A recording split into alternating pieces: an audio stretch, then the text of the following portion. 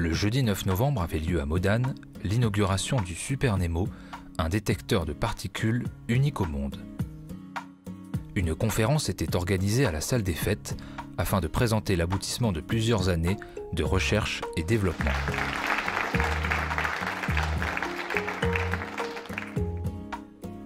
Place maintenant au buffet, avant le départ pour la visite du laboratoire souterrain de Modane et la découverte du Super Nemo.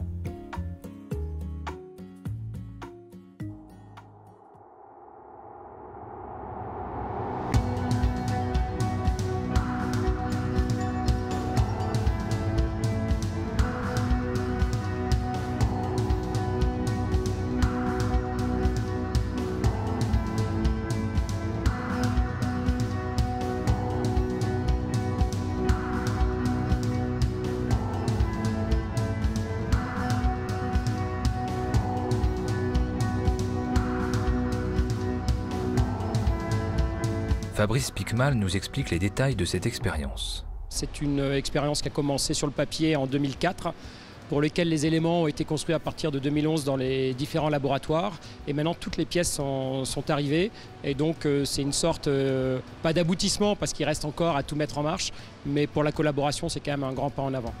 Une question importante subsiste. À quoi ça sert, le Super Nemo ? On essaye de comprendre les propriétés d'une particule élémentaire qui s'appelle le neutrino. Et suivant les propriétés qu'elle peut avoir, ça pourrait nous donner des indications sur la façon dont la matière a été créée au tout début de l'univers. La matière qui nous compose, qui compose des étoiles, aujourd'hui on ne sait pas comment elle a été créée. Et on ne sait pas pourquoi il y a plus de matière que d'antimatière qui a survécu au début de l'univers. Et bien nous, avec ces recherches, si on arrive à trouver les propriétés du neutrino qui peuvent confirmer les modèles de création de la matière, eh bien ça fera un grand pas et on saura comment la matière a été créée au tout premiers instants de l'univers. Au total, plus de 200 personnes de 8 nationalités différentes ont collaboré pour parvenir à ce résultat. Alors la suite des événements, c'est évidemment il va falloir qu'ils installent les derniers éléments de l'appareil. J'ai entendu dire que c'est pour le début de l'année prochaine. Et puis ensuite va se dérouler une phase d'environ 2-3 ans, pendant laquelle ils prendront des mesures.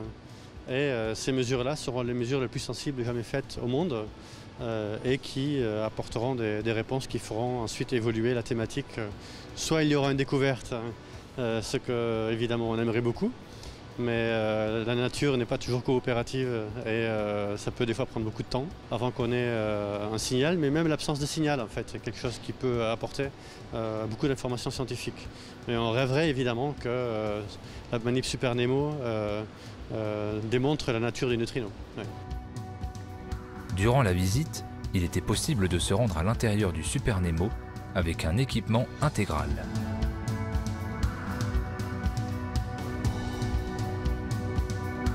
La visite continue et Barry Gibbles nous explique l'intérêt de travailler au cœur de la montagne. Alors c'est la quantité de roches qu'il y a au-dessus de nos têtes qui abrite les détecteurs très sensibles qui sont dans cette cuve là-bas. La Terre est constamment bombardée par des rayonnements cosmiques. En fait, l'atmosphère nous protège de ces rayonnements. Mais une partie de ces rayonnements arrive quand même encore sur Terre. Quand on est à la surface de la Terre, nous avons environ 3 ou 4 particules chargées qui nous traversent par seconde en permanence. Et cette eau-là, ici, sous la montagne, sous le Fréjus, est réduite de millions de fois à plus faible. Et donc ne vont pas perturber les mesures de l'appareil. Il y a également ici le fait d'être confiné nous permet de gérer la radioactivité ambiante, puisque vous savez que le radon est un gaz radioactif qui est émis spontanément par la roche terrestre en fait. Et ici, il y a un système de filtration très efficace qui réduit cette radioactivité pour qu'elle ne vienne plus non plus perturber l'appareil qui est là-dedans.